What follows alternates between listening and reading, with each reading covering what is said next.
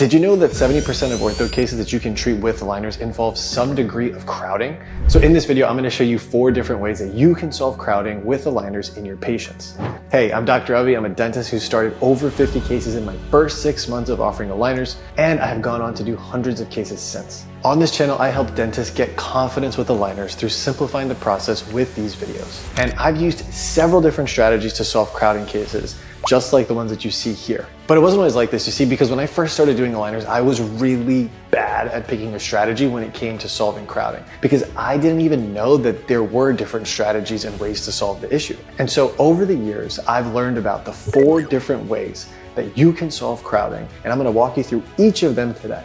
So something I want to frame for you guys is this training is meant for adult ortho patients. I do not do orthodontics on teenagers. I refer those cases to the specialists. So I just want to be very upfront about that, okay?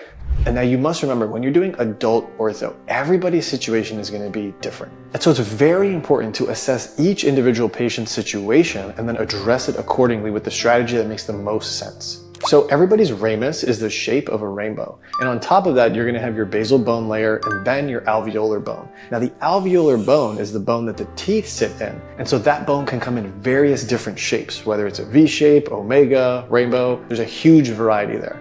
And so if you want one of the easiest ways to solve crowding, do expansion. So since crowding happens because of narrow arches, when V-shaped or omega-shaped arches are involved, you're going to want to expand and procline the teeth to move everything out into the right space. And so this simple action of just expanding the arch just gives more room for everything. And something to remember is that the proclination movement, so taking teeth and proclining them, is going to be very predictable with aligners, especially for single-rooted conical teeth.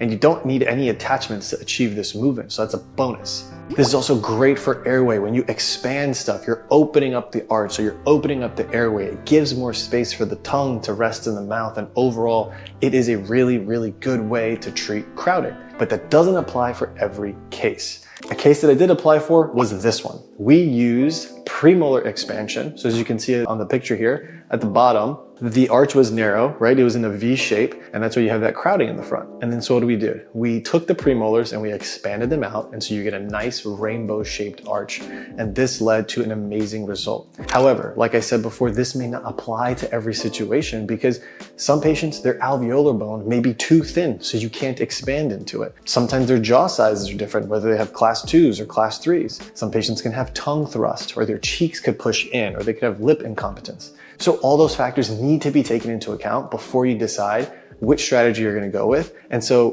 while expansion is great, you have to remember it cannot be used for every situation. So what is a predictable and repeatable way to create space in your ortho cases and resolve crowding? Interproximal reduction, also known as IPR. And so what is IPR? So IPR is where you are creating space by removing friction between the teeth, so that way you can then move the teeth into the correct position. And so what's a good way to think about IPR? Think about it like you're just driving teeth past each other and they're going to hit. And when they hit, there's friction. And so with anything, when there's friction, it makes it harder to move. And so you need to relieve that friction so that way there's space for the tooth to glide through and get to the right spot. Again, friction is the word here, and that is what you're aiming to relieve.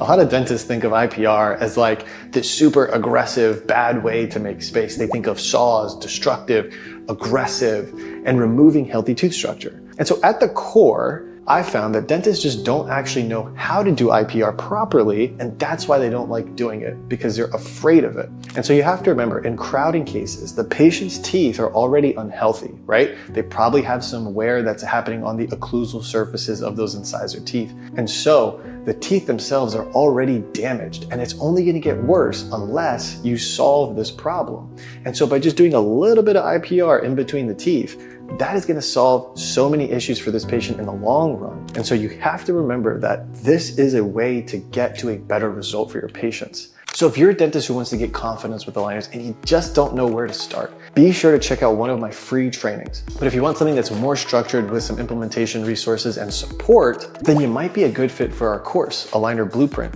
It has helped hundreds of dentists generate over $9 million in aligners alone, and they've all been able to do cases with confidence. The links for all those are in the description below, so you can go ahead and check that out, or go to our website, clearalineradvisor.co, and that's where you'll find all this information. Now, The old school way of creating space for crowding cases might be the most aggressive way and barbaric way to do it, and that is extraction.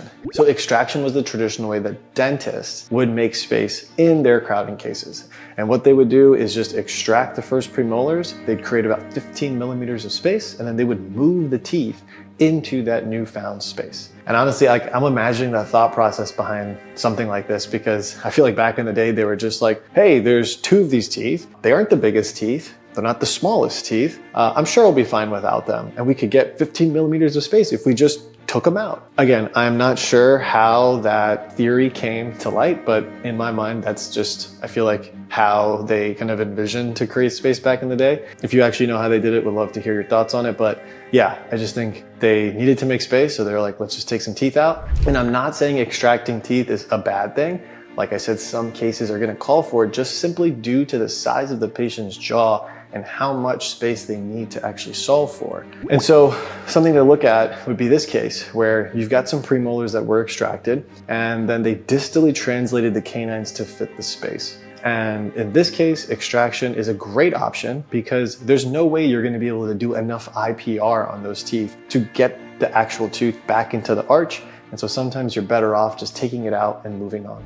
So if you're enjoying this video or found it helpful in any way, I'd really appreciate it if you could just share it with one of your dentist friends. Just copy the link, drop it in your favorite group chat, or post it in one of your favorite Facebook groups or communities, and just share it. That's it. My mission at the end of the day is to make aligner education accessible to as many dentists as possible. And so by sharing this video, you're gonna help me move closer to this goal, and I really appreciate your support.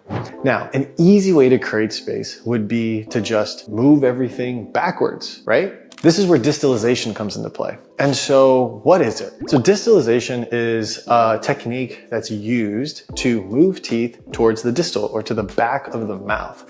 And usually this occurs by taking that second molar and moving it back. That creates space, and then each tooth in front of that sequentially goes backwards. And so the thing is, the biggest drawback is it takes a long time to do this, and you need more appliances than just the aligners. This is where things like elastics or carrier appliances come into play.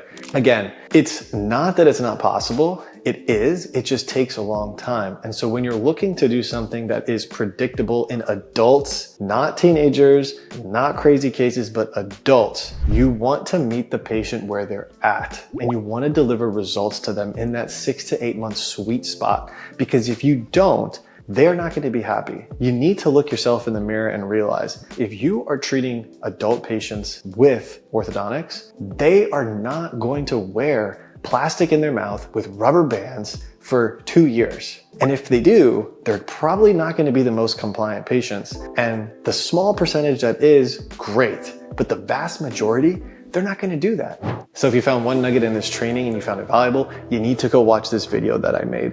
We go deeper in these aligner concepts. I'll see you in there.